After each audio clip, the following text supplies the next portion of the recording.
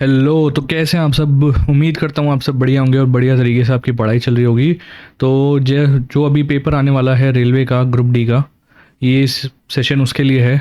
इसमें हम जीएस के कुछ इंपॉर्टेंट क्वेश्चंस करने वाले हैं। इसमें टोटल 50 क्वेश्चंस रहेंगे जो पेपर के पॉइंट ऑफ व्यू से बहुत इंपॉर्टेंट है। तो आइए शुरू करते हैं। A person picks up 20 kg of goods at 2 meter above above the ground and keeps it on his head. Work done by the person is. तो एक आदमी है जो 20 किलो का वज़न उठाता है।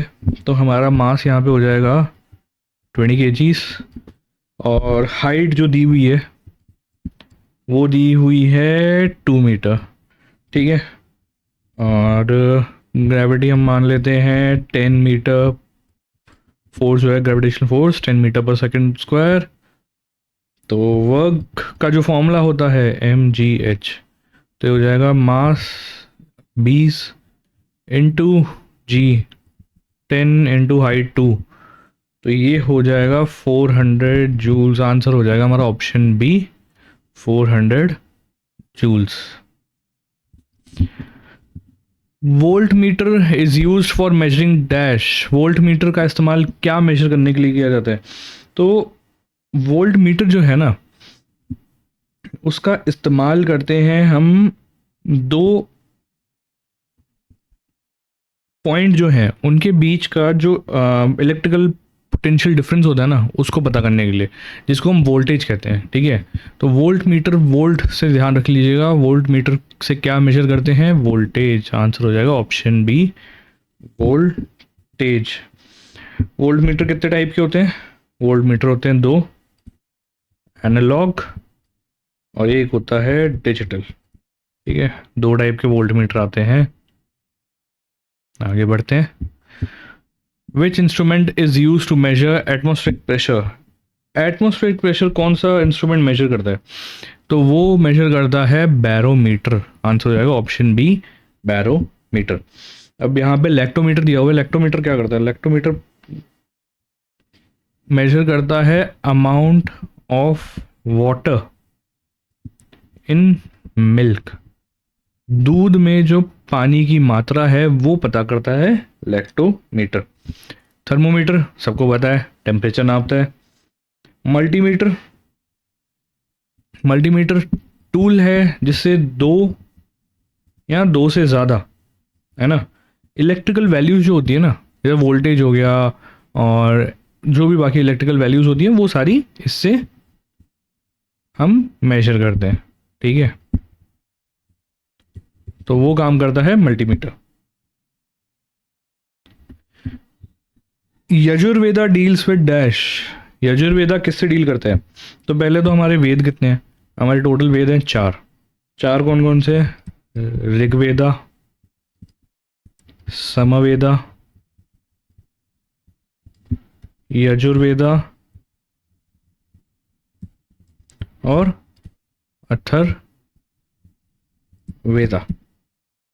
ठीक है, चार हमारे टोटल वेद्स हैं।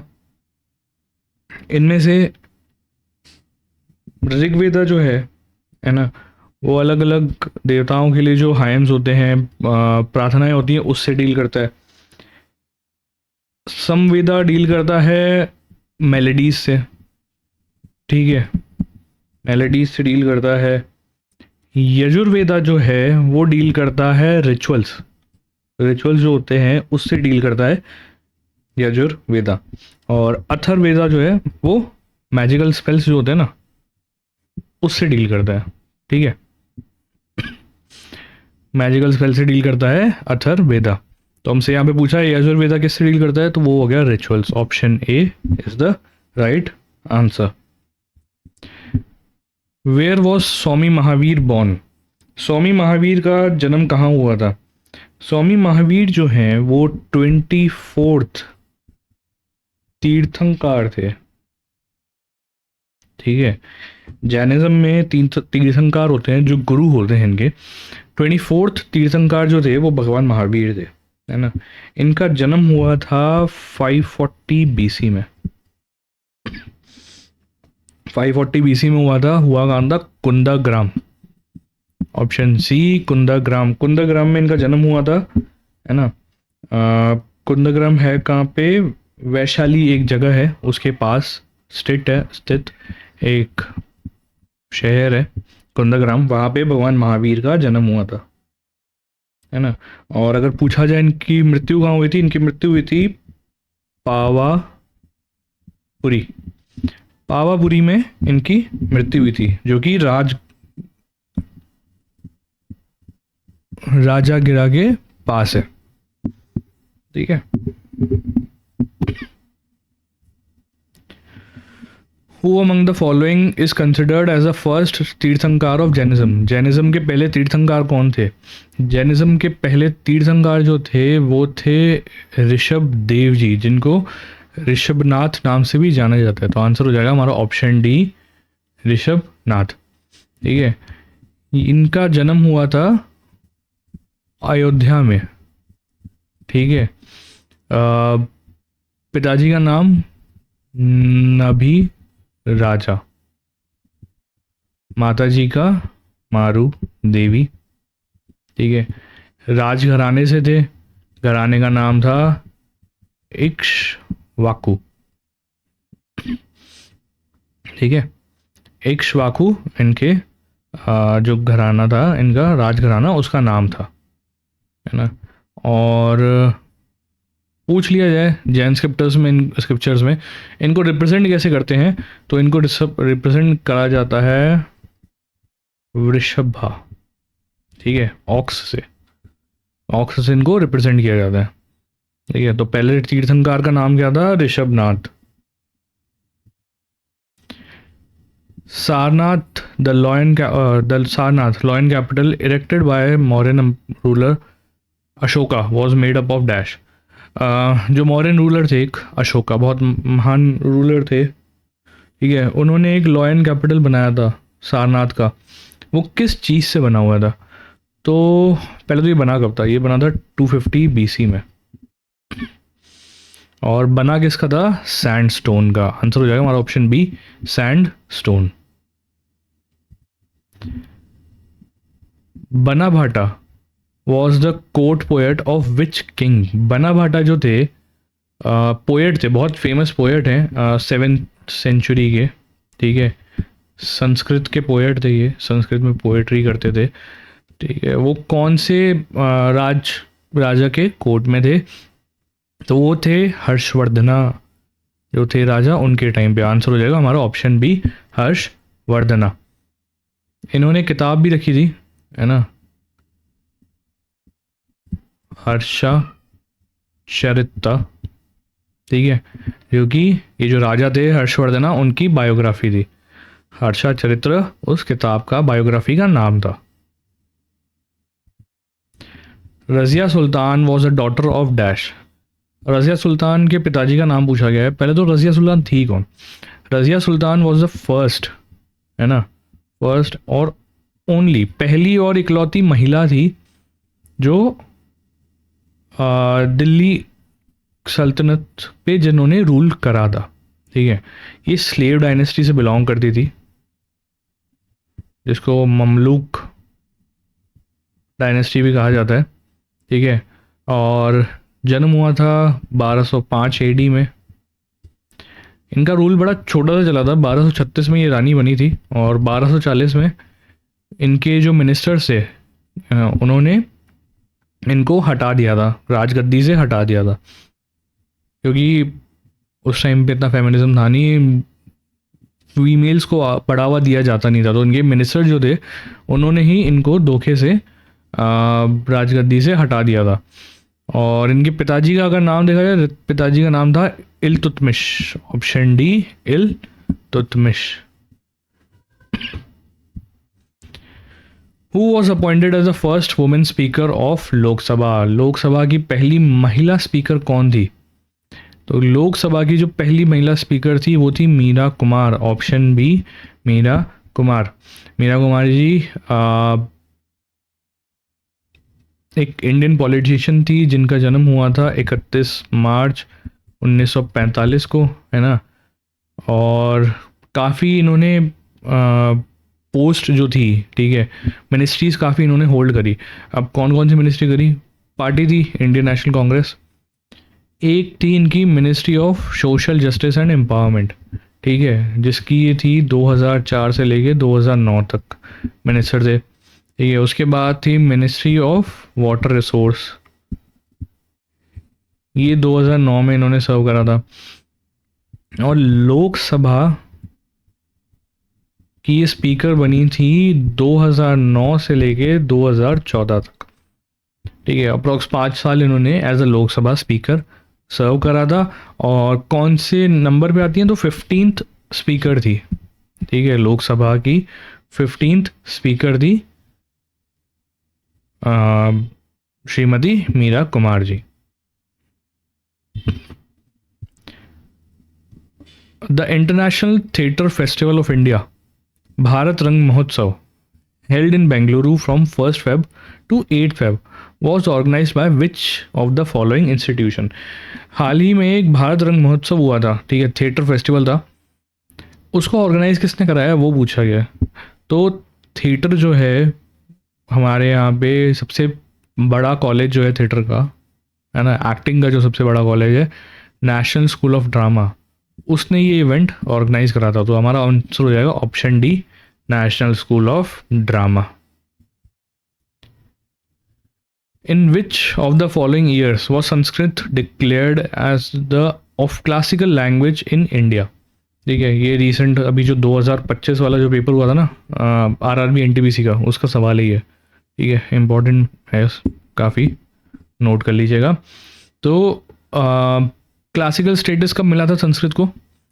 संस्कृत को क्लासिकल स्टेटस मिला था 2005 में। आंसर हो जाएगा हमारा ऑप्शन डी, 2005। टोटल कितनी लैंग्वेजेस हैं जिनको क्लासिकल स्टेटस मिला हुआ है? 11 लैंग्वेजेस हैं जिनको क्लासिकल स्टेटस मिला हुआ है। रिसेंट वाली कुछ देख लेते हैं।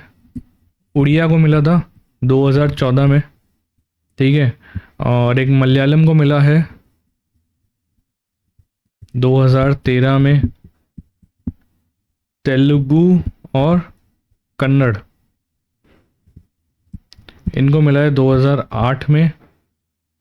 संस्कृत को मिला है जैसे मैंने बताया 2005 में, और एक है तमिल को मिला है 2004 में, ठीक है। तो ये कुछ रीसेंट जो लैंग्वेजेस को क्लासिकल स्टेटस मिला था वो सारे हो गए। Which of the following traditional folk theatre forms is famous in Maharashtra? इनमें से कौन सा थिएटर फॉर्म है जो महाराष्ट्र को बिलोंग करता है? तो महाराष्ट्र को बिलोंग करता है Tamasha, option D, Tamasha. Which novel earned Percival Everett the Pulitzer prize for fiction in 2025? Pulitzer prize हर साल दिए जाते हैं, ईयरली अवार्ड है, बहुत सारी कैटेगरीज में दिया जाता है। सोशल वेलफेयर में आपने क्या काम करा है उसके लिए, राइटिंग के लिए, एक्टिंग के लिए, ठीक है, बहुत सारे कैटेगरीज में दिया जाता है। तो यहाँ पे पूछा गया है कौन से नॉवल को फिक्शन कैटेगरी में जो है पुलिट्जर प्राइज़ मिला था, ठीक है। तो वो मिला था जेम्स को, ऑप्शन ए, जेम्स नाम का नॉवल है जिसको अमेरिकन राइटर हैं पर्सिवल एवरेट, इन्होंने लिखा था, ठीक है। पर्सिवल एवरेट जो है उन्होंने लिखा था ये नॉवल, उसको इस बार का पुलिट्जर प्राइज फिक्शन कैटेगरी में मिला है। विच of the following is a scalar quantity? इनमें से स्केलर क्वांटिटी है कौन सी? स्केलर क्वांटिटी कौन सी होती है? स्केलर होती है दो तरह की होती है, तो स्केलर होती है और एक वेक्टर होती है, ठीक है। स्केलर होती है और एक वेक्टर होती है, ठीक है। वेक्टर और स्केलर क्वांटिटी में डिफरेंस ये है कि वेक्टर में डायरेक्शन आ जाती है, ठीक है, डायरेक्शन आ जाती है ना, और ये डायरेक्शन लेस होता है, इसमें डायरेक्शन का कोई लेना देना नहीं है। जैसे डिस्प्लेसमेंट होता है वो वेक्टर है, स्पीड है वो स्केलर है ना। तो वैसे ही इनमें से पूछा गया है कि वेक्टर को स्केलर क्वांटिटी कौन सी है, ठीक है। तो स्केलर क्वांटिटी जो हो जाएगी वो हो जाएगी प्रेशर, ऑप्शन ए प्रेशर। बाकी डिस्प्लेसमेंट, फोर्स और मोमेंटम तीनों में ही डायरेक्शन एक रोल प्ले करता है ना। प्रेशर ही ऐसा है जिसमें डायरेक्शन का कोई लेना देना नहीं है। तो आंसर हो जाएगा हमारा option A pressure.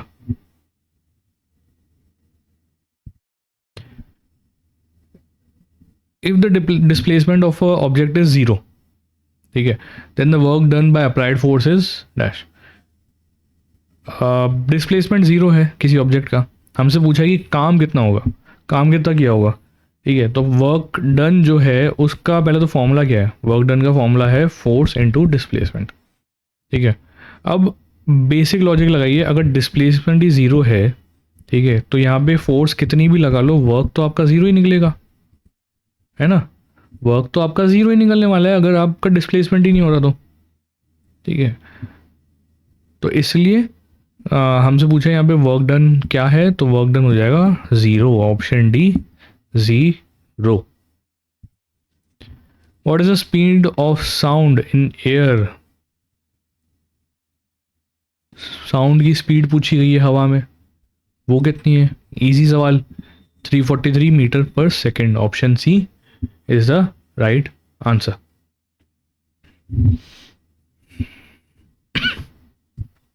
Sorry, how many types of connections in electrical circuit are there, कितने टाइप के कनेक्शन होते हैं इलेक्ट्रिकल सर्किट में, तो होते हैं दो टाइप के, आंसर हो जाएगा टू, ठीक है। दो टाइप के होते हैं, अब वो दो कौन से, एक है सीरीज कनेक्शन और एक है पैरेलल कनेक्शन, ठीक है। ये दो टाइप के कनेक्शन होते हैं एक इलेक्ट्रिकल सर्किट में। सीरीज़ है, सीरीज़ में एक लाइन में जोड़ दिया जाता है, जैसे यहाँ पे स्विच बोर्ड है, आपने एक लाइन में दो रेजर्स को जोड़ दिया मान लो, ठीक है, या किसी भी प्लग को जोड़ दिया, तो ये सीरीज़ हो गया, है ना। पैरेलल में हो जाएगा, बोर्ड निकल रहा है ऐसे, ये जो है ये पैरेलल कनेक्शन हो जाता है, ठीक है। तो ये डिफरेंस होता है, बस दो टाइप के होते हैं, याद रख लीजिएगा, सीरीज और parallel. Who among the following is considered the first law officer of government of India, government of India का लॉ ऑफिसर कौन है, गवर्नमेंट ऑफ इंडिया का जो लॉ ऑफिसर हैं उनको बताया गया है, आर्टिकल 76 बताता है हमें कि गवर्नमेंट ऑफ इंडिया का लॉ ऑफिसर कौन है, उनका नाम है अटर्नी जनरल, उनको वो कहलाते हैं अटर्नी जनरल। आंसर हो जाएगा option A attorney general. Constitution के आर्टिकल 76 में अटर्नी जनरल के बारे में बताया गया है। अपॉइंटमेंट कौन करता है, अपॉइंटमेंट करते हैं प्रेसिडेंट, राष्ट्रपति डिसाइड करते हैं कि अटर्नी जनरल कौन बनेगा।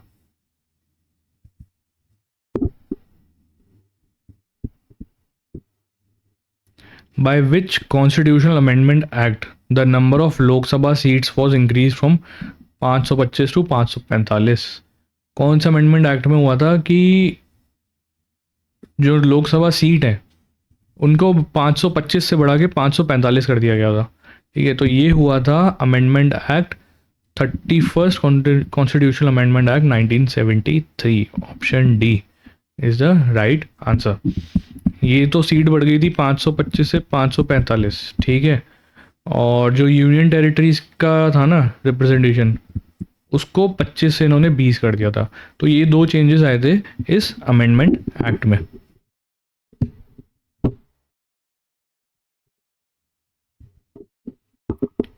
फर्स्ट चेयरमैन ऑफ राज्यसभा, हमसे पूछा है राज्यसभा के पहले चेयरमैन कौन थे, ठीक है।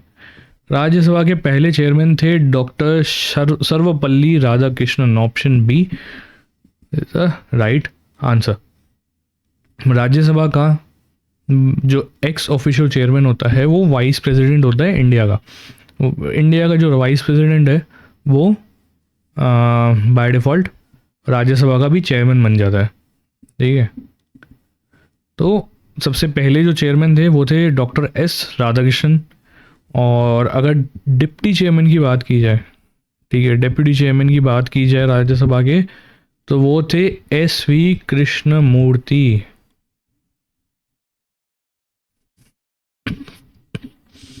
SV कृष्णमूर्ति जी पहले डिप्टी चेयरमैन थे sorry, Rajya Sabha. In which of the following years was the ministry of Panchayati Raj created? Ministry of Panchayati Raj कब बनी थी? ठीक है, इस मिनिस्ट्री का काम क्या था? मिनिस्ट्री का काम था जो पंचायती राज, पंचायत से रिलेटेड जो भी काम होते हैं, जो भी इंस्टीट्यूशंस हैं, उन सब का ध्यान रखना। ठीक है, तो इस मिनिस्ट्री को बनाया गया था 27 मई 2004 में। तो हमारा आंसर हो जाएगा option D 2004। In India the chief election commissioner is appointed by dash.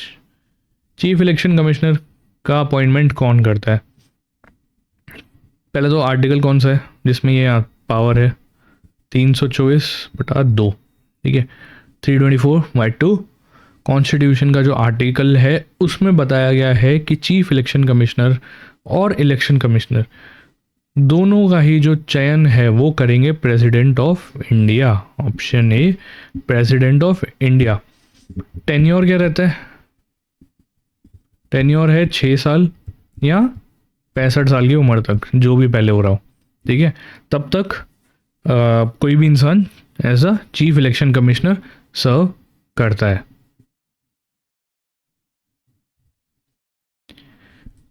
When was the Indian Election Commission set up?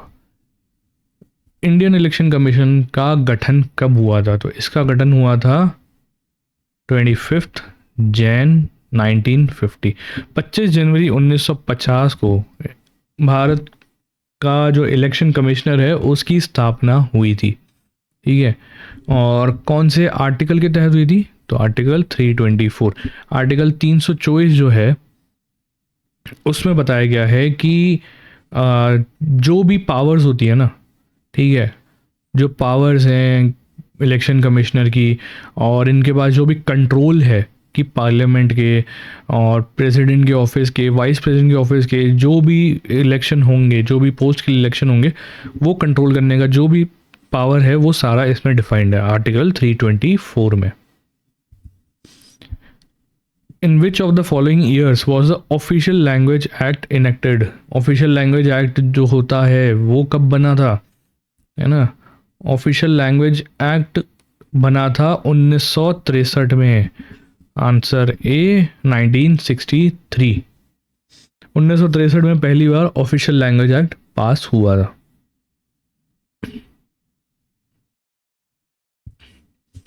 Which sector witnessed the slowest growth during 1947 to 1991? 1947 से लेके 1991 तक कौन सा सेक्टर था जो सबसे कम ग्रोथ जिसने देखी थी? तो जो सबसे कम ग्रोथ देखी थी, पहले तो सेक्टर है कितने? सेक्टर है एग्रीकल्चर, सर्विस, मैन्युफैक्चरिंग। ठीक है, जो सबसे कम ग्रोथ आई थी ना वो आई थी एग्रीकल्चर में। तो हमारा आंसर हो जाएगा ऑप्शन सी एग्रीकल्चर। और वहीं पूछा जाएगी सबसे ज़्यादा ग्रोथ किस में आई थी, तो वो आई थी सर्विस सेक्टर में। ठीक है, जैसा कि आपको पता है कि इंडिया एक सर्विस इंडस्ट्री है ना, तो सबसे ज़्यादा ग्रोथ जो है हमने इसी सेक्टर में देखी थी। अगर स्लो की बात की जाए तो एग्रीकल्चर हो जाता है, और अगर फास्टेस्ट ग्रोथ की बात की जाए तो सर्विस सेक्टर हो जाता है।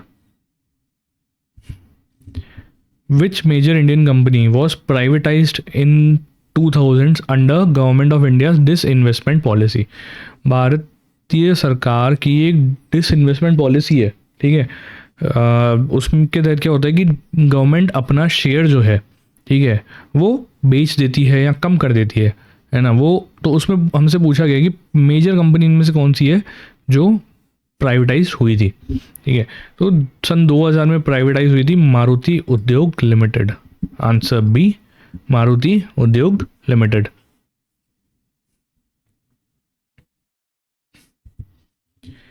India is set to invest 360 billion US dollars in renewable energy and infrastructure by dash। Bharat ने अभी अनाउंस किया है कि वो 360 बिलियन डॉलर, ठीक है, यूएस डॉलर इन्वेस्ट करेगा रिन्यूएबल एनर्जी के लिए। ठीक है, तो हमसे पूछा है वो कौन से साल तक करेगा, तो वो करेंगे 2030 तक। Option A 2030। 3 resistors of 12 ohm, 16 ohm, 48 ohm are connected in parallel. What is the net resistance? ठीक है, 3 रजिस्टर हैं 12, 16 और 48 ओम के, उनको पैरेलल कनेक्शन दिया गया है, तो नेट रेजिस्टेंस निकालना है हमें। तो इसका सिंपल सा फॉर्मूला होता है, ठीक है, रेजिस्टेंस का 1/R1 plus 1/R2 plus 1/R3, ठीक है। ये पैरेलल कनेक्शन का फॉर्मूला होता है, और इनको ही अगर सीरीज़ में कर लेते हैं ना हम, तो टोटल तो सिंपल हो जाता है बिल्कुल ही, R1 plus R2 plus R3, ठीक है, तीनों का जो टोटल है वो सीरीज़ वाला हो जाएगा। अब उनसे पूछा पैरेलल में इनका नेट कितना निकलेगा, तो 1/12 प्लस 1/16 प्लस 1/48, एलसीएम आ जाएगा 48, 4 प्लस 3 प्लस 1, 8/48, 6, तो रेजिस्टेंस हो गया 6। आंसर हो जाएगा हमारा ऑप्शन बी 6 ओम। ये नेट रेजिस्टेंस 1/R होता है ना यहाँ पे, मैंने फॉर्मूला, ठीक है, 1/R equal to 1/R1 plus 1/R2 plus 1/R3, इसलिए जो 1/6 आया था उसको 6 माना। When did India test its first atomic bomb? पहली बार एटॉमिक बॉम्ब कब टेस्ट करा था इंडिया ने? इंडिया ने एटॉमिक बॉम्ब टेस्ट करा था 18 मई 1974 को, तो आंसर हो जाएगा हमारा ऑप्शन डी 1974, ठीक है। इंडिया ने 1974 में पहली बार अपना एटॉमिक बॉम्ब टेस्ट करा था, और जो ऑपरेशन था उसका कोड नेम था ऑपरेशन स्माइलिंग बुद्धा, ठीक है, ऑपरेशन स्माइलिंग बुद्धा उस कोड नेम दिया गया था उस पूरे ऑपरेशन को, और करा कहाँ था? पोखरन राजस्थान। उस टाइम पे इंडिया की प्राइम मिनिस्टर कौन थी? इंदिरा गांधी। इंदिरा गांधी जी उस टाइम पे भारत की प्राइम मिनिस्टर थे।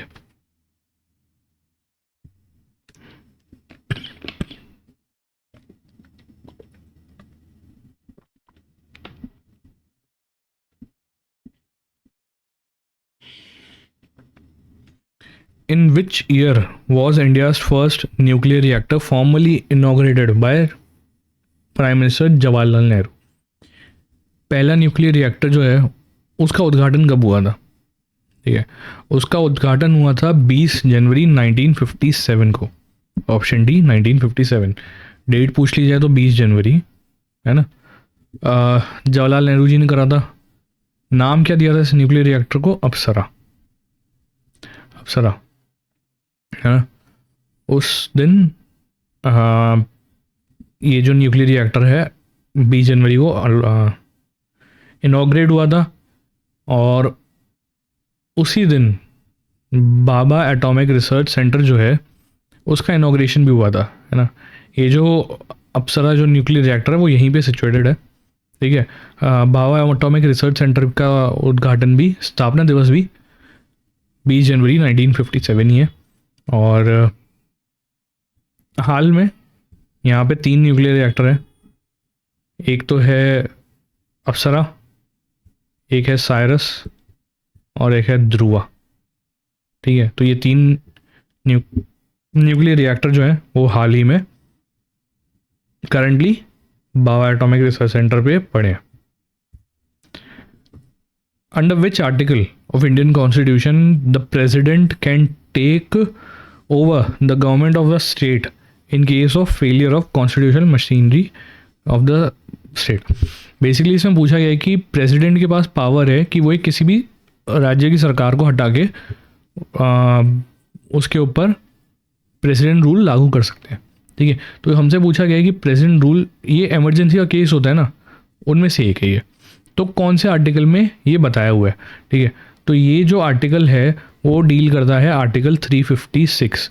आर्टिकल 356 जो है वो डील करता है कि अगर कोई स्टेट की सरकार है वो कॉन्स्टिट्यूशन के तहत काम नहीं कर रही है, तो प्रेसिडेंट के पास पावर है कि वो उस सरकार को हटा के एक प्रेसिडेंट रूल लागू कर सकता है ना। एमरजेंसीज के जो आर्टिकल्स हैं, ठीक है, बहुत इंपॉर्टेंट होते हैं एग्ज़ाम, किसी भी एग्ज़ाम पॉइंट ऑफ व्यू से। आप एसएससी का दे रहे हो, आईबी का दो, या आप रेलवे का दो, दिल्ली पुलिस का दो, इमरजेंसी से रिलेटेड क्वेश्चन आपको हमेशा देखने को मिलेगा, चाहे कोई भी पेपर हो। ठीक है, आर्टिकल की बात की जाए, कौन से आर्टिकल डील करते हैं प्रेजेंट रूल से, तो वो है 352 से 360। ठीक है, 352 से लेके 360 आर्टिकल जो है, पार्ट कौन सा है, पार्ट है 18। ठीक है, पार्ट 18 जो है उसमें 352 से लेके 360 जो आर्टिकल है ना, वो डील करता है इमरजेंसी से। 352 कौन सी होती है, नेशनल इमरजेंसी। ठीक है, 356 पे आ जाता है प्रेसिडेंट रूल, 360 पे आ जाता है फाइनेंशियल इमरजेंसी। है ना, तो ये इमरजेंसी के सारे आर्टिकल जो भी हैं वो याद कर लीजिएगा आप, काफ़ी इंपॉर्टेंट है।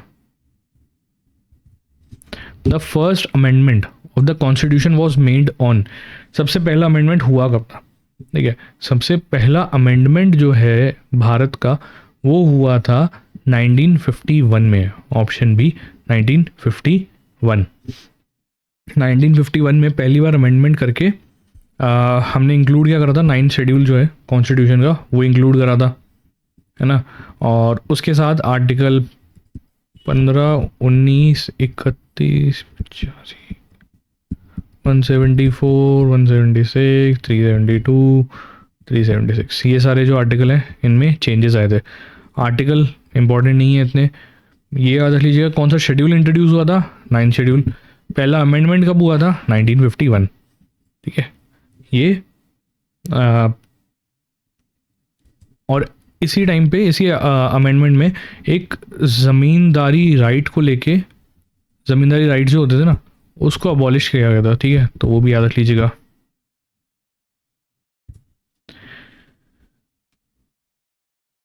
इन which year did the voting age of Lok Sabha and state legislative assemblies election change from 21 to 28। ठीक है, 21 से 18 कब करी थी वोटिंग एज, वोटिंग एज 21 से 18 हुई थी। राज्यसभा में ने ये अमेंडमेंट पास हुआ था, 61st अमेंडमेंट जो था वो पास हुआ था, है ना। 20 दिसंबर 1988 को ये अमेंडमेंट पास हुआ था, जिसमें कहा गया था कि 21 से घटाकर 18 साल कर देनी चाहिए वोटिंग की एज। ठीक है, बिल पास हुआ है 20 दिसंबर 1988 में। लागू कब हुआ है, लागू हुआ है 28 मार्च 1989। ठीक है, 28 मार्च 1989 में ये लागू हुआ था। तो हमसे पूछा गया कि हमें यहाँ पे पास कब हुआ है वो बताना है, तो आंसर हो जाएगा हमारा ऑप्शन डी 1988, है ना। बिल पास हुआ था 88 में, लागू हुआ था 89 में। Which constitutional amendment known as mini constitution gave effect to the recommendations of स्वर्ण सिंह। स्वर्ण सिंह जी की जो रिकमेंडेशन थी, है ना, उस पे क्या कॉन्स्टिट्यूशनल अमेंडमेंट आया था, है ना, जिसको मिनी कॉन्स्टिट्यूशन भी कहा जाता है।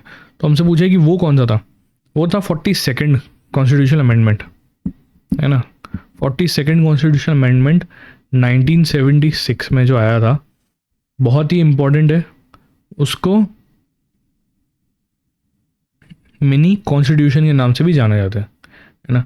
तो ये याद रख लीजिएगा, 42nd constitutional amendment act 1976। Recommendation किसने दी थी, स्वर्ण सिंह कमेटी ने। On which day the constituent assembly adopted national flag of India. Constituent assembly ने national flag of India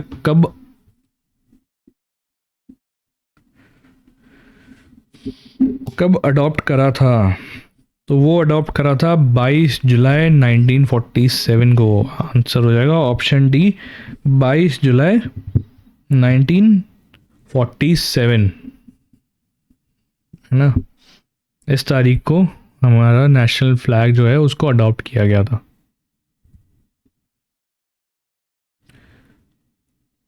first deputy chairman of planning commission of India. Planning commission आपको पता है, उसके deputy chairman पहले कौन थे? उसके जो पहले डेप्यूटी चेयरमैन थे वो थे गुलजारी लाल नंदा जी, ऑप्शन बी गुलजारी लाल नंदा, है ना। ये पहले डेप्यूटी चेयरमैन थे और इनको एक अवार्ड भी मिला था, भारत रत्न। भारत रत्न से भी इनको नवाजा गया था सन 1997 में, तो ये भी याद रख लीजिएगा। In which year was national human rights commission launched in India? National human rights commission कब आई थी? नेशनल ह्यूमन राइट्स कमीशन करता क्या है? किसी के साथ भेदभाव ना हो, बेसिकली यही मतलब है।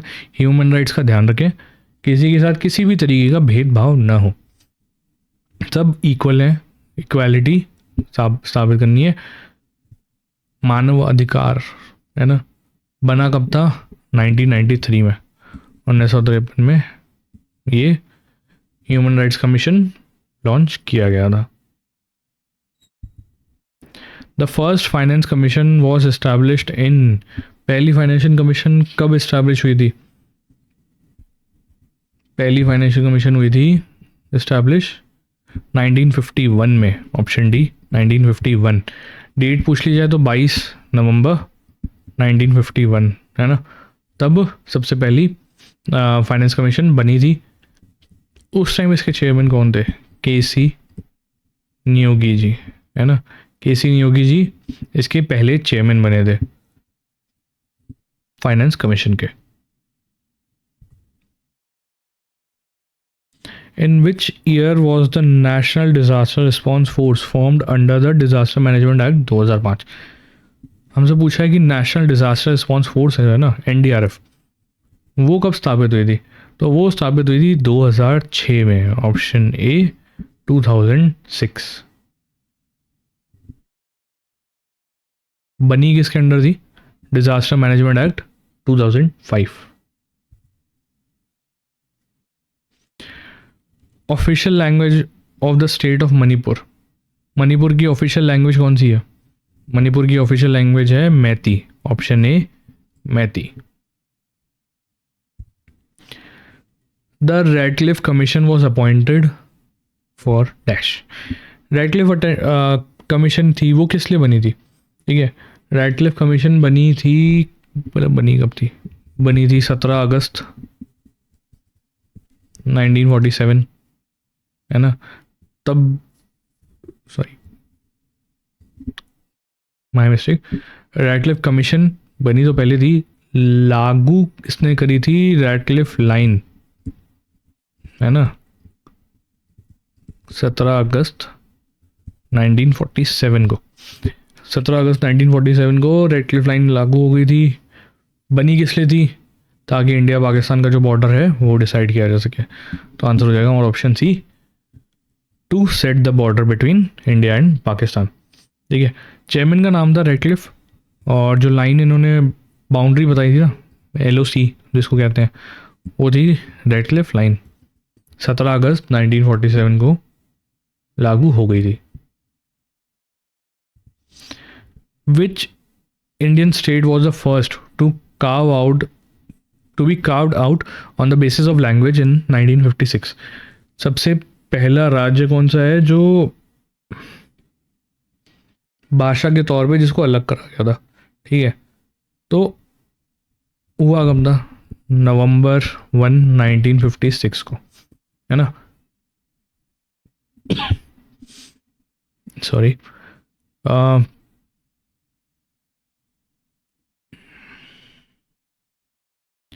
नवंबर 1, 1956 को जो आंध्र प्रदेश है वो इस्टेब्लिश हुआ था। ऑप्शन बी हमारा आंसर हो जाएगा। आंध्र प्रदेश को तेलुगु स्पीकिंग लोग जो थे ना, तेलुगु जो बोली बोलते थे, इसलिए डिवाइड किया गया था मद्रास स्टेट को, और तेलुगु स्पीकिंग जो लोग थे, है ना, तेलुगु बोलने वाले जो लोग थे, उनको आंध्र प्रदेश में नया स्टेट दिया गया था। ठीक है, शुरुआत हुई थी 1953 से, 1953 में गवर्नमेंट ऑफ इंडिया के ऊपर दबाव बनाया गया था कि एक अलग स्टेट बनाया जाए आंध्र प्रदेश नाम से, जो भी तेलुगु बोलने वाले लोग हैं उनके लिए। ठीक है, तो सरकार ने वही, जैसा करती हैं सरकारें, कमेटी बनाई। कमेटी बनाई 3 मेंबर्स की, है ना। स्टेट रीऑर्गेनाइजेशन कमेटी बनी। उसने 1955 में अपना रिपोर्ट सबमिट करा और फाइनली 1 नवंबर 1956 में आंध्र प्रदेश अलग होके उसकी स्थापना हुई थी। What does control F help users to do? Control F जो है ना, वो क्या करता है? कंट्रोल एफ कंप्यूटर में आपने कभी यूज़ किया हो तो वो क्या करेगा, कोई भी आपका डॉक्यूमेंट है या कोई आप वेब पेज चला रहे हो ना, तो उस पर आपको मान लो एक पीडीएफ है 100 पेज की, आपको कोई भी एक टर्म ढूंढना है तो आप कंट्रोल एफ दबाओ और वो जो टर्म है या जो भी चीज़ है आप ढूंढ सकते हो। तो हमसे पूछा कंट्रोल एफ क्या करता है, तो आंसर हो जाएगा find text in the current document और web page. Option B is the right answer. What does alt plus tab keyboard in Windows do? Alt plus tab क्या करता है, अगर आप कभी पीसी चला रहे हो, आपने मूवी चला रखी है पीछे, आप इंटेल एक्सप्लोरर भी चल रहा है, गाने भी चल रहे हैं, एक्स वाई जेड 10 चीज़ें चल रही हैं, स्विच करना है एप्लीकेशन के बीच में, ऑल टैब दबाओ, स्क्रीन पे आ जाएंगी और आप स्विच कर सकते हो। तो हमारा आंसर हो जाएगा switches between open applications, option A, switches between open application. Which of the following allows user to delete a file using the mouse? इनमें से कौन सा एक्शन है उससे आप कोई भी फाइल डिलीट कर सकते हो माउस का इस्तेमाल करके? तो वो होता है drag it to the recycle bin, option C, drag it to the recycle bin. Left click करो, फाइल को ड्रैग करके रिसाइकल बिन के ऊपर रख दो, फाइल डिलीट हो जाएगी। सेम अगर कॉपी करना है किसी चीज़ को माउस के थ्रू, वही लेफ्ट क्लिक करो, ड्रैग करो उस फाइल को किसी भी फोल्डर पे, वो फाइल उस फोल्डर में चली जाएगी। यहाँ पे हमसे पूछा है ऑल्ट प्लस F4 फंक्शन का काम क्या होता है। तो ऑल्ट प्लस F4 का काम होता है कोई भी आप एप्लीकेशन चला रहे हो या कोई टैब खुली हुई है आपकी, तो उसको बंद करने का काम करता है। ठीक है, ऑल्ट F4 दबाओगे तो सब चीज़ें बंद हो जाएगी, और अगर सब कुछ बंद है फिर आप ऑल्ट F4 दबाते हो तो पीसी शटडाउन का भी ऑप्शन पूछ लेगा आपसे। ठीक है, तो ऑल्ट F4 का काम हो जाता है क्लोजेस द करंट विंडो और application. Option B is the right answer. Saha, where is Saha nuclear physical institute located? Saha nuclear physical institute है, जो कि बहुत एक इंडिया के फेमस फिजिसिस्ट थे, डॉक्टर मेघनाद साहा, उनके नाम पे ये इंस्टीट्यूट का नाम रखा गया है। तो हमसे यहाँ पे पूछा गया है कि ये जो इंस्टीट्यूट है वो है कहाँ पे। ठीक है, तो ये जो इंस्टीट्यूट है ना, वो लोकेटेड है कोलकाता वेस्ट बंगाल में। आंसर हो जाएगा option D, Kolkata West Bengal.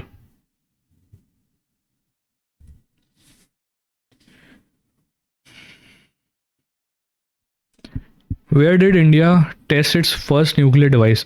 India ने अपना जो पहला न्यूक्लियर डिवाइस था उसका टेस्ट कहाँ पे करा था? ठीक है, तो इंडिया का जो पहला न्यूक्लियर डिवाइस का टेस्ट हुआ कहाँ था, ये हमने पिछले में भी कवर करा। हुआ कब था? 18 मई 1974 में। ठीक है, ऑपरेशन का नाम स्माइलिंग बुद्धा, जगह का नाम पोखरन। ऑप्शन बी पोखरन, है कहाँ पे? राजस्थान में। ठीक है, पोखरन राजस्थान में पहला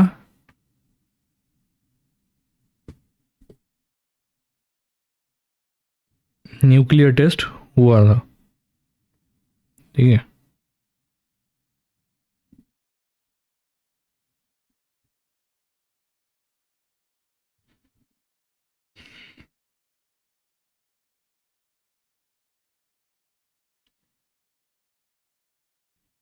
हमसे यहाँ पे सॉरी न्यूक्लियर डिवाइस का पूछा गया, ठीक है। एक ने न्यूक्लियर टेस्ट तो यहाँ कर लिया था, न्यूक्लियर डिवाइस पे जो टेस्ट था, ठीक है, वो करा था 13 मई 1998 में। सॉरी यहाँ पे थोड़ा करेक्शन कर लीजिएगा, न्यूक्लियर डिवाइस के साथ जो इंडिया ने पहली बार टेस्ट करा था ना, वो करा था 13 मई 1998 में। प्रोजेक्ट का नाम शक्ति 98, ठीक है, शक्ति 98 उस प्रोजेक्ट का नाम था। और पहली बार वो जो टेस्ट था एक डिवाइस पे करा गया था, एक 12 टन का फ्यूजन डिवाइस था, ठीक है, फ्यूजन डिवाइस था, उसके ऊपर ही टेस्ट करा था इन्होंने। Antonio Meucci relates to the invention of dash. Antonio Meucci जो है वो किसके इन्वेंशन से रिलेटेड है? एंटोनियो म्यूसी जो है इटली के एक साइंटिस्ट कह लीजिए, ठीक है, वो थे। ये रिलेटेड है टेलीफोन के आविष्कार से। आंसर हो जाएगा हमारा ऑप्शन ए, टेलीफोन। इन्होंने ऐसा कहा जाता है इन्होंने टेलीफोन का आविष्कार कर लिया था, पेटेंट के लिए अप्लाई करा था, पर पेटेंट इनको मिला नहीं, है ना। इनको पेटेंट मिला नहीं। पेटेंट मिलना किसको? एलेक्जेंडर